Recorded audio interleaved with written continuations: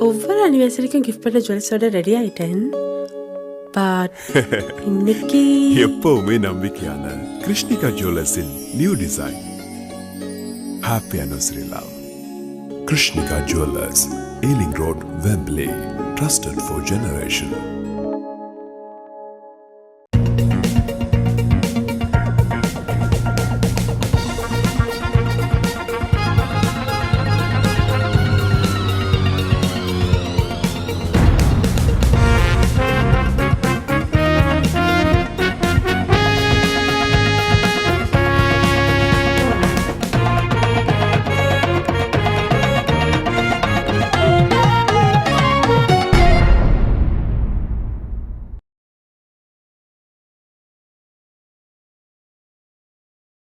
உயிரோடு தமிழோடு இணைந்திருக்கிறீர்கள். ILC தமிழ் உயிரோடு தமிழில் அன்பர்களே, உலக நார்வல் நிகழ்ச்சி இணைந்திருக்கிறீர்கள். உலக நார்வல் நிகழ்ச்சியில் பிரித்தானியாவிலிருந்து போரியல் ஆய்வாளர் அரசு அவர்கள் இணைகின்றார். வணக்கம் அரசு அவர்களே. அனைத்து உயிரோடு தமிழர்களுக்கு வணக்கம். உங்களுக்கு வணக்கத்தை தெரிவித்துக் கொண்டு இன்றைய நிகழ்ச்சியில் நாங்கள் இந்தியா தமிழகத்தில் நடந்த சம்பவம் தொடர்பாக பார்ப்போம். சினிமா நட்சத்திரம் விஜய் அவர்கள் அரசியலுக்கு வந்ததும் ஒரு மாற்றத்தை ஏற்படுத்தும் என்று அப்பொழுது பேசினார்கள். மாற்றத்தை ஏற்படுத்தா என்றெல்லாம் பேசினார்கள். ஆனால் காரூரில் நடந்த தேர்தல் பிரச்சார பேரணியில் 40 பேர் இறந்திருக்கிறார்கள். அந்த செய்திகளை பார்த்தோம். மக்கள் திரளாக திரண்டிருக்கிறார்கள். சம்பவம் நடந்தது சனிக்கிழமை. இது தொடர்பாக நிறைய செய்திகள் வந்து கொண்டிருக்கிறது. என்ன நடந்தது என்று கூறுவீர்களா? அதில் பல பிரச்சனைகள் இருக்கின்றது. ஒன்று என்னென்று சொன்னால், சரியான பாதுகாப்பு ஒழுங்குகள் செய்யப்படவில்லை. இரண்டாவதாக, விஜய்க்கு கூடுகின்ற கூட்டம், அவரை பொறுத்தவரையில் மிகவும் ஒரு முன்னணி நடிகர். அடுத்தது அவருக்கான ஆதரவாளர்கள் எண்ணிக்கை அதிகம். அரசியல் கட்சிகளுக்கு கூடுவதை விட அவருக்கு கூடும் கூட்டங்கள் அதிகம். அப்ப இந்த நிலையில் அந்த காவல்துறையினர் உண்மையில் எவ்வளவு கெப்பாசிட்டி இருக்கோ அவ்வளவுக்குத்தான் மக்களை அனுமதித்திருக்க வேண்டும், இல்லை என்று சொன்னால் தடை செய்திருக்க வேண்டும். இதில் முதலில் விஜய் மீது எல்லோரும் குற்றம் சாட்டி இருந்தாலும் அவர்களிலும் குற்றம் இருக்கலாம் என்று சொன்னால், ஒரு ஒழுங்காக அதனை நடைமுறைப்படுத்தவில்லை. அவர்கள் தொண்டர்களுக்கு அந்த பயிற்சி வழங்கப்பட்டிருக்க வேண்டும், இவ்வாறு இந்த கூட்டத்தை கட்டுப்படுத்துவது என்று சொல்லி. அது அவ்வாறு ஒரு தொண்டர் படையை அவர்கள் அமைத்திருக்க. இங்கே நீங்க பார்க்கலாம், ஒரு கோயில் திருவிழாவில் கூட ஒரு வாலண்டியராக இவ்வளவு பேர் போவார்கள். அந்த கூட்டத்தை ஒழுங்குபடுத்துவதற்கு, அதை சிறப்பாக நடத்துவதற்கு அவர்களுக்கு பயிற்சிகள் எல்லாம் வழங்கப்பட்டிருக்கும். அவ்வாறான ஒன்றை அவர்கள் இன்னும் அமைக்க தவறிவிட்டதாகத்தான் பார்க்கக்கூடியதாக இருக்கின்றது. இப்போதுதான் ஆரம்பித்தவர்கள் புது கட்சி. ஆனால் இதில் இன்னொரு விடயம் என்னென்று சொன்னால், விஜய் தரப்பை பொறுத்தவரை கூறுகிறது, காவல்துறையினர் தடியடியை நடத்தியதாகவும், தடியடி நடத்தினால் உங்களுக்கு தெரியும் எல்லோரும் சிதறி ஓடுவார்கள், அவ்வாறு ஓடியதால் இடம்பெற்றதாகவும், அடுத்ததாக திமுக இதில் ஒரு அரசியல் ஆதாயம் தேட முற்பட்டதாகவும், இப்ப செந்தில் பாலாஜி எல்லாம் உடனடியாகவே வந்து விட்டார். அண்ணா திராவிட முன்னேற்ற கழகத்தை சேர்ந்த அமைச்சர்கள் உடனடியாகவே களத்துக்கு வந்து விட்டார்கள், மக்களுக்கு உரையாற்றினார்கள். இப்ப சமூக வலைத்தளங்கள் அதற்கும் மேலா இரண்டு தரப்பும் மிக கடுமையான மோதல்களில் ஈடுபட்டு கொண்டிருக்கின்றன. அரசு தரப்பு சமூக வலைத்தளம், அடுத்தது விஜயின் வெற்றி கழகத்தின் சமூக வலைத்தளங்கள். ஒரு கொந்தளிப்பான நிலை. அதாவது 40 பேர் இறந்து 50க்கு மேற்பட்டவர்கள் காயமடைந்தாலும் தமிழகம் ஒரு கொந்தளிப்பான நிலையாக மாறிவிட்டது. என்னென்னு சொன்னால், இதை விஜயின் அரசியல் எதிர்காலத்தை முடக்குவதற்கான சதி என்று விஜய் தரப்பு கூறுகின்றது. தமிழக காவல்துறையை பொறுத்தவரையில் அதாவது அனுமதி ஒரு கூட்டத்துக்கு பெற்றால் அந்த கூட்டத்துக்கான பாதுகாப்பை வழங்க வேண்டியது அவர்களோட பொறுப்பு.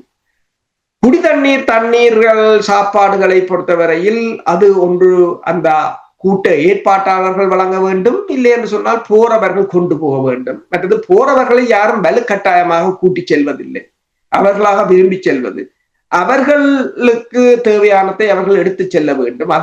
அதில் நாங்கள் சமூக வலைத்தளங்கள் கூறுவது போல அதை நாங்கள் பெரிய பேஸ் பொருளாக எடுக்க முடியாது. இப்ப பிபிசியை பொறுத்தவரையில் பிபிசி என்ன போட்டு இருக்கிறால், இப்படி இவ்வாறான நெருக்குதல்களில் மக்கள் இறப்பது இந்தியாவில் அசாதாரணமானது அல்ல என்று போட்டிருக்காங்க. இப்ப கும்பமேளாவில இடம்பெற்ற நெருக்கடிகள், பல்வேறு விளையாட்டு, இங்கும் கூட நீங்கள் பார்க்கலாம், ஃபுட்பால் மேட்சில் சில சமயங்களில் நான் மறந்து விட்டேன் பல நாடுகளை.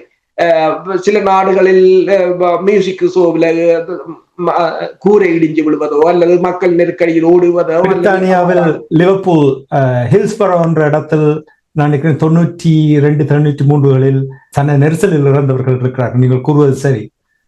அப்ப பல இடங்களில் இருப்பது ஒன்று. ஆனால் இதை அரசியல் மயப்படுத்துகிறார்கள் ரெண்டு பக்கம். அதுதான் ஒரு மிகப்பெரிய ஒரு இது. ஆனா மக்களை இழந்தது அது ஒரு மிகப்பெரிய ஒரு துயரம் தான். உண்மையில் அது இழந்தவர்களுக்கு தான் அந்த இழப்பின் வலி தெரியும். 3 வயது 1.5 வயது குழந்தை 2 வயது குழந்தைகள் எல்லாவற்றையும் ஏன் இவ்வாறான ஒரு நெருக்கடிக்கு கொண்டு சென்றார்கள் என்றதும் ஒரு கேள்விக்குறியான விடயம். ஏனென்றால் உங்கள் பாதுகாப்பை நீங்கள் தான் பார்த்துக் கொள்ள வேண்டும். அதுதான் அந்த முக்கியமானது ஒன்று.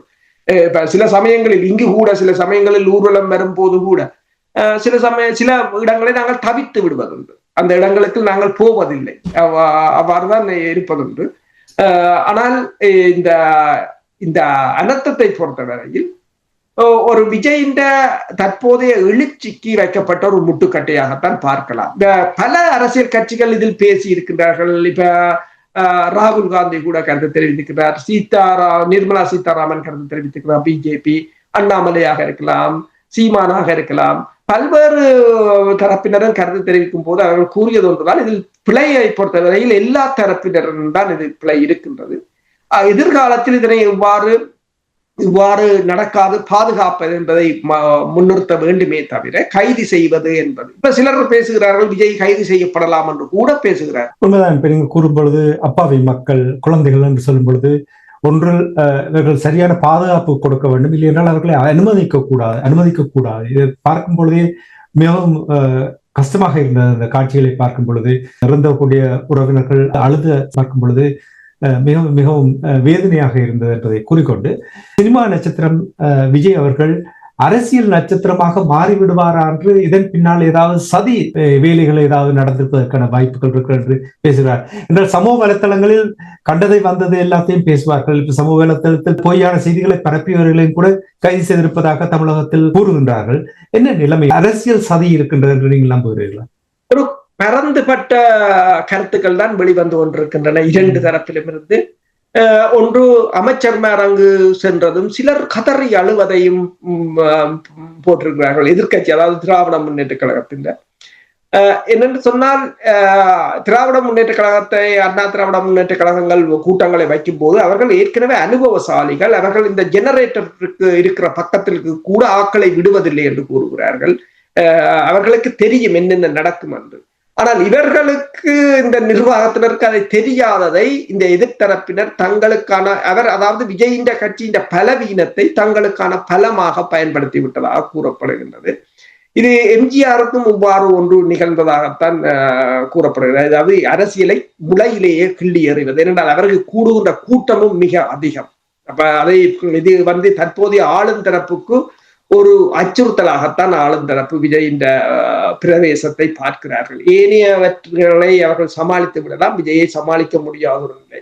எனவேதான் இந்த உள்ளூர் செந்தில் பாலாஜியை தான் எல்லோரும் குறிப்பாக காட்டுகிறார்கள். அவர்கள் உடனடியாக 20 நிமிடத்துக்குள் அந்த இடத்துக்கு சென்று விட்டதாகவும், அதில் அந்த கூட்டத்தில் கலந்து கொண்ட ஒரு பெண்மணி கூறியிருக்கின்றார், மின்சாரம் நிறுத்தப்பட்டதாகவும், விஜய் பேசிக் கொண்டிருந்த சமயம் மின்சாரம் நிறுத்தப்பட்டதாகவும், அவரின் பேச்சு கேட்கவில்லை என்று முன்னுக்கு சென்றவர்கள் கூட்டத்தை நெருக்கியதால் அது அனர்த்தமாக மாறியதாக கூறியிருக்கிறார்கள். அதே சமயம் அங்கு வந்த, அதாவது நோயாளர் காவு வண்டி திராவிட முன்னேற்ற கழகத்தின் பேனருடன் அங்கு வந்ததாகவும், அவர்கள் ஏற்கனவே தயார் செய்து வைத்திருந்தார்களா என்ற கேள்விகள் இருக்கிறது. தடியடி நடத்தியதற்கான வீடியோக்கள் இருக்கின்றன என்று சொல்லி பல தரப்பட்ட விடயங்களும் இருக்கின்றன. விஜயை பொறுத்தவரையிலும் அவர் மேலிருந்து பேசிக் கொண்டிருக்கும் போது நான் நினைக்கிறேன் தண்ணீர் போத்தலை கீழே இருந்தவர்களுக்கு போட்டது, அது கூட உண்மையில் ஒரு நெருக்கடியை உருவாக்கலாம். அதாவது ஒழுங்கு செய்த விதமும் அதற்கு இடம் ஒதுக்கிய இடமும் ஒரு நெரிசல் மிக்க இடமாகத்தான் அவர்கள், இதுதான் அந்த பிரச்சனை இது அந்த மாவட்ட காவல்துறையினரின் தவறு. ஏனென்று சொன்னால் அவர்கள் எவ்வளவு மக்கள் இப்ப கூறுகிறார்கள், உள்ளுக்குள் ஸ்டேஜுக்கு அந்த கூட்டம் நடந்த இடத்தில் 1 லட்சம் பேரும் அதற்கு வெளியில் 1.5 லட்சம் பேரும் கிட்டத்தட்ட 2.5 லட்சம் பேர் இருந்ததாக கூறப்படுகின்றது. அப்ப 2 லட்சம் பேரை அதுக்கு கொள்ளுமான்றதை பார்க்கணும். இல்லை என்று சொன்னால் ஓரளவு மக்கள் போறதும் வீதிகளை மூடி இருக்க வேண்டும். ஆனால் அந்த சட்ட ஒழுங்கெல்லாம் அங்கு சரியாக பின்பற்றப்படுமான்றதும் ஒரு நிறைய மக்கள் கூட்டம் என்றால் கட்டுப்படுத்துவது மிகவும் கடினமாக இருக்கும். ஆனால் பாடங்களை கற்பிப்பார்கள் என்று நாங்கள் யோசிக்கலாம். ஆனால் அது மிகவும் ஒரு சிரமமான ஒரு விடயம்தான். இன்னொரு கேள்வி ஒன்று எழுகிறது என்னவென்றால், தாவேகா அதாவது விஜயனுடைய கட்சி, நாம் தமிழர் கட்சி, சீமானுடைய கட்சி, இந்த இரண்டு கட்சிகளுடைய அவர்களுக்கு கிடைக்கின்ற ஆதரவு, அந்த இரண்டு கட்சிகளுக்கும் மிகவும் பெரிய ஆதரவு வந்து கொண்டிருக்கிற இந்த நேரத்தில் தமிழகத்தில் அரசியல் சூழலில் ஒரு மாற்றம், கட்சிகளுக்கு இடையில் ஒரு மாற்றம் பாருங்க, உலக பரப்பில் அந்த மாற்றங்கள் வருவது போல் தமிழகத்திலும் அவ்வாறான ஒரு மாற்றம் வருவதற்கான வாய்ப்பு இருக்கின்றது நீங்கள் நம்புகிறீர்களா? உண்மைதான். விஜயை பொறுத்தவரையில் அந்த நீங்கள் அவருடைய கட்சிகளுக்கு அவருடைய தொண்டர்கள் மற்றது அதை நீங்கள் பார்க்கும்போது தெளிவாக தெரிகிறது ஒரு மாற்றம் வரலாம் என்று. இப்போது உண்மையில் விஜய் கைது செய்யப்பட்டாலும் தமிழகம் ரணகளமாக மாறக்கூடிய ஒரு நிலை. திங்கட்கிழமை கூட அங்கு விஜயின் போஸ்டர்களை கிழித்ததாகவும் அதற்கு எதிராக கைகலப்பில் ஈடுபட்டதாகவும் இருதரப்பும் இரு அரசியல் தரப்பும் மோதி கொண்டிருப்பதாகத்தான் கூறப்படுகின்றது.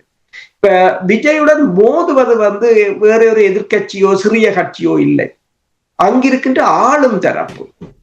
ஆளும் தரப்பு மோதுது என்று சொன்னால் ஆளும் தரப்பு கொண்டு தெரிகிறது தனது இருப்புக்கு ஆபத்து என்று இணைக்கிறது. வேறொரு சிறிய கட்சி மோதினால் பரவாயில்லை, அது அவர்களுக்கு இடையில் ஒரு சிறிய இடத்தை பிடிப்பதற்காக இருதரப்பும். ஆளுந்தரப்பு மோது என்று சொன்னால் தனது ஆட்சி பறிபோக போகிறது என்றுதான் அதன் அர்த்தமாக கொள்ளப்படலாம். இதுவரை காலமும் உங்களுக்கு தெரியும், இதுவரை காலமும் அங்கு நீங்க பார்த்தீங்கன்னு சொன்னால் இரண்டு கட்சிகள் மாறி மாறி ஆட்சியை செய்து கொண்டு வந்தன. அமெரிக்காவில் எவ்வாறு நடந்ததோ அதே போலதான் அது ஒரு மாற்றம் வேண்டும். இப்ப இலங்கையில் ஒரு மாற்றம் வந்து விட்டது. இருதர கட்சிகள் மாறி மாறி ஆட்சி செய்து கொண்டு வந்தன, அந்த மக்கள் மாற்றி விட்டார்கள். அதே போன்ற ஒரு மாற்றம் தமிழகத்திலும் வந்துவிடும் என்ற ஒரு நிலையில் தான் இப்போது இந்த புதிதாக தோன்றிய இந்த கட்சியை இல்லாதொழிப்பதற்கான ஒரு முயற்சியாகத்தான் இதனை தமிழக மக்கள் பார்க்கிறார்கள். நாங்கள் இதுல கொமெண்டை சொல்லாம இதுல எங்களை பொறுத்தவரையில் தமிழகத்தின் அரசியலுக்கும் எங்களுக்கும் எந்த விதமான தொடர்புகளும் இல்லை. இப்ப இதை கேட்டுவிட்டு விஜய்க்காக ஆதரவை கொடுக்க வேண்டும் என்றும் இங்க யாரும் கூறவில்லை. இப்ப இந்த விஜய்க்காக இங்க காசு ஜெயிக்க துவங்க வேண்டாம், அது ஒரு உழைப்பாக போடும் இங்க இருக்கிறவர்களுக்கு, அது ஒரு பிசினஸ், அந்த பிசினஸ் அது தமிழகத்தின் அரசியல், அதை அவர்கள் பார்த்துக் கொள்வார்கள். அந்த மக்கள் அவர்களின் வாக்குரிமையை அங்க போய் நாங்கள் மாற்ற முடியாது, எங்களுக்கு இங்கிருந்து வாக்களிக்கிற உரிமையும் இல்லை. ஆனால் தமிழகத்துக்கும் எங்களுக்குமான இந்த தமிழ் என்ற உறவுக்காக நாங்கள் பேசலாம். உண்மைதான், நீங்கள் கூறியது போல் தமிழக மக்கள் தங்களுடைய தலைவிதியை அவர்கள் தான் நிர்ணயிக்க வேண்டும், நாங்கள் அதற்கு தலையிட தேவையில்லை. நீங்கள் கூறியது போல் எங்களுக்கு உறவு இருந்தாலும் நாங்கள் அவர்கள் ஒரு கரிசனையோடு ஒரு மனிதாபிமானத்தோடு நட்பு ரீதியில் எங்களுடைய கலாச்சார ரீதியில் நாங்கள் இந்த விடயங்களை நாங்கள் கரிசனையோடு பார்க்கிறோம், பேசுகிறோம் என்று கூறிக்கொண்டு இன்றைய உலக நகர்வு நிகழ்ச்சியை நாங்கள் இத்தோடு கொண்டு வந்து மீண்டும் இன்னும் ஒரு நிகழ்ச்சியில் இணைந்திருப்போம். அதுவரைக்கு நன்றி, வணக்கம். நன்றி. எமது பார்வையாளர்களுக்கு வணக்கம். மக்களின் குரலாய் ஓங்கி ஒலிக்கும் இலக்கு மின்னிதழ் மற்றும் உயிரோடை தமிழ் வானொலி ஆகிய இவ்விரு ஊடகங்களும் உங்களைப் போன்ற எமது நேயர்கள் நண்பர்களின் ஆதரவிலேயே இயங்கி வருகின்றன.